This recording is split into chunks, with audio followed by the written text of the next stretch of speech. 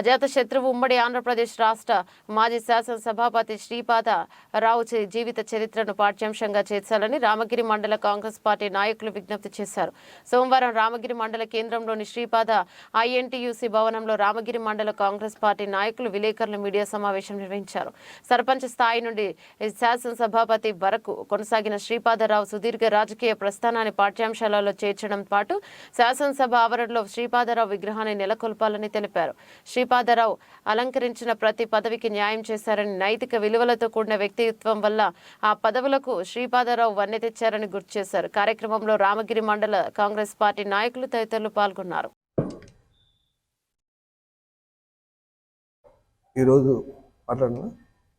ఈరోజు దివంగత నేత మన మంతని స్పీకర్ గారు, శాసనసభ్యులు స్పీకర్గా పనిచేసి ఈరోజు ప్రజాక్షేత్రంలో తనకంటూ ప్రజల్లో ప్రత్యేకమైనటువంటి ముద్ర వేసుకొని మనకు కారోబార్ స్థాయి నుంచి సర్పంచ్ నుండి ఇవాళ శాసనసభ్యునిగా శాసన మండలిలో ఆయన ఒక విప్గా పనిచేసి స్పీకర్గా పనిచేసినటువంటి మన శ్రీపాదరావు గారిని ఇవాళ ప్రభుత్వం గుర్తించి ప్రజాక్షేత్రంలో ప్రజల కొరకు పనిచేసినటువంటి మహానాయకుడిని ఇవాళ ప్రభుత్వమే గుర్తించి వారిని ప్రభుత్వ లాంఛనాలతో ఆయన జయంతి కార్యక్రమాలు చేయాలని చెప్పి నిర్ణయించడం ఐఎన్టీసీ పక్షాన మేము స్వాగతిస్తూ ఉన్నాం. వారికి ప్రత్యేకమైన గవర్నమెంట్కు ప్రత్యేకమైన ధన్యవాదాలు తెలియజేస్తాను.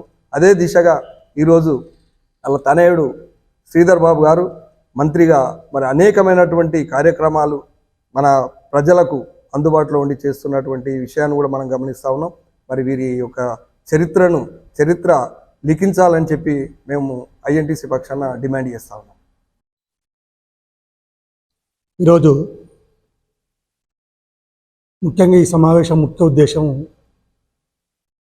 అజాతశత్రువు, ప్రజాబంధువు స్వర్గీయ శ్రీపాదరావు గారి జయంతిని రాష్ట్ర ప్రభుత్వము అధికారిక జయంతిగా నిర్వర్తించడం కోసం ఆ నిర్ణయాన్ని స్వాగతిస్తూ వారికి కృతజ్ఞత తెలపడం కోసం ఇక్కడ ఈ సమావేశం ఏర్పరచుకున్నాం.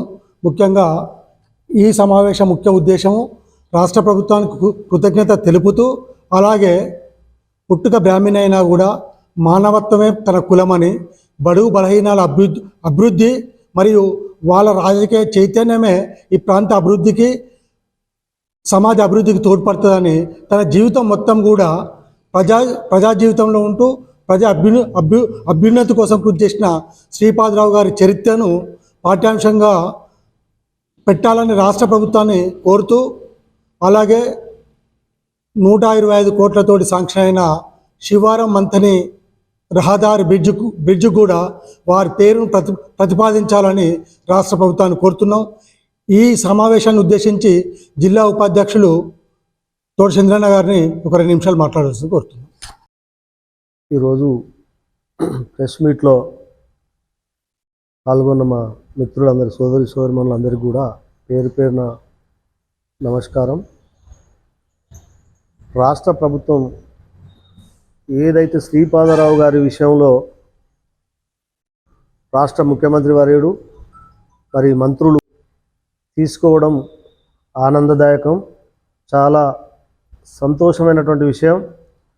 మరి రాష్ట్ర ప్రభుత్వానికి, ముఖ్యమంత్రి గారికి ఈ సందర్భంగా ప్రత్యేకమైనటువంటి కృతజ్ఞతలు తెలుపుతా ఉన్నాం.